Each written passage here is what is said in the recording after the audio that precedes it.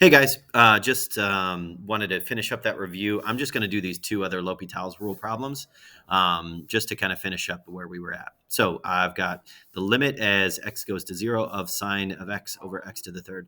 Now remember, what you want to do here is state that L'Hopital's rule does exist, which means that, or it does pertain, because you need to say, okay, the limit as x goes to 0 of sine of x, and then the limit, limit L, limit starts with L, limit as x goes to 0 of x cubed.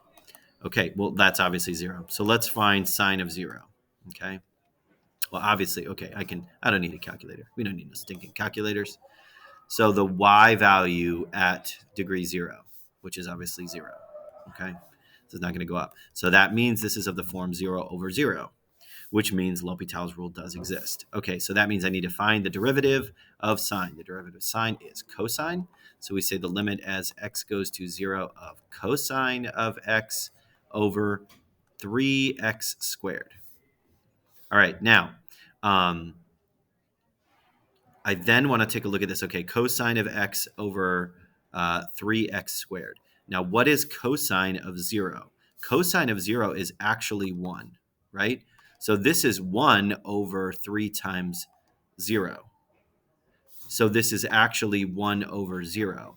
So what I've got to do is I've got to take a little bit closer look at 3x, cosine x over 3x squared. So what I'm going to do is I'm going to go into my calculator here. Come on, I thought my calculator was coming up. Come on, buddy.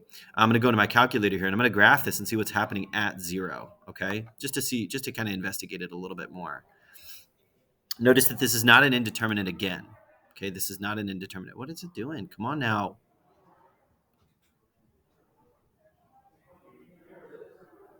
Come on. Okay. I'm just going to go to Desmos then. Get out of here, Texas Instruments. Okay. So we got cosine x over 3x squared. Cosine x over 3x squared. So what is happening at 0? It's both going up to positive infinity. You might be tempted to say that the limit does not exist. However, the limit does exist. The limit as x gets closer and closer to 0 from both the left and the right side is 0. So, or I'm sorry, is positive infinity. So I'm going to go do is I'm going to say this is positive infinity. Come on now. This is positive infinity. Okay. All right, and let's finish it off with this one.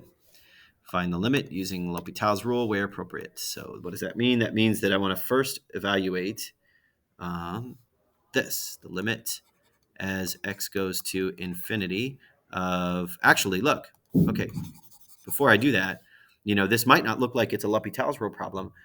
However, what do we know about a negative exponent? That shoots it down into the denominator. So this is essentially equivalent to the limit as x goes to infinity of ln of x over e to the x. Now I want to say, okay, the limit as x goes to infinity of ln of x. Okay, if I make this number keep getting bigger and bigger and bigger, obviously that's going to, taking the natural log of it is going to make it smaller, but it's going to keep getting infinitely bigger anyway. That's an infinity sign, just in case you're wondering.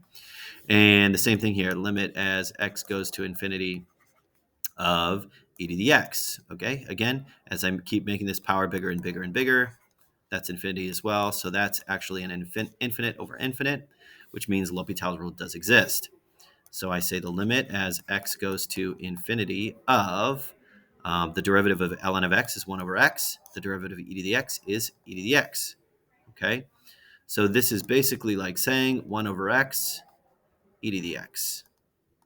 Okay, now, because I would say 1 over x times 1 over e to the x, right? So this is like saying the limit as x goes to infinity of 1 over x e to the x, which is essentially make this big, 1 over anything is 1 over big is 0. Okay, so that's my answer there. All right, remember, and also don't forget that you could do L'Hopital's rule inside of another L'Hopital's rule, right? Think back to that, you know, the one that was kind of like nested in our notes, the one where you do a L'Hopital's rule and then it comes out with another 0/0, and then you do a L'Hopital's rule and then it comes out to another 0/0, and then you keep doing it until it doesn't come out to be 0/0 anymore, and then you can find the solution. So remember that you can do that. You might have to use that on your test tomorrow. All right. Hope everybody's having a good day, and hopefully test part 1 went well. See ya.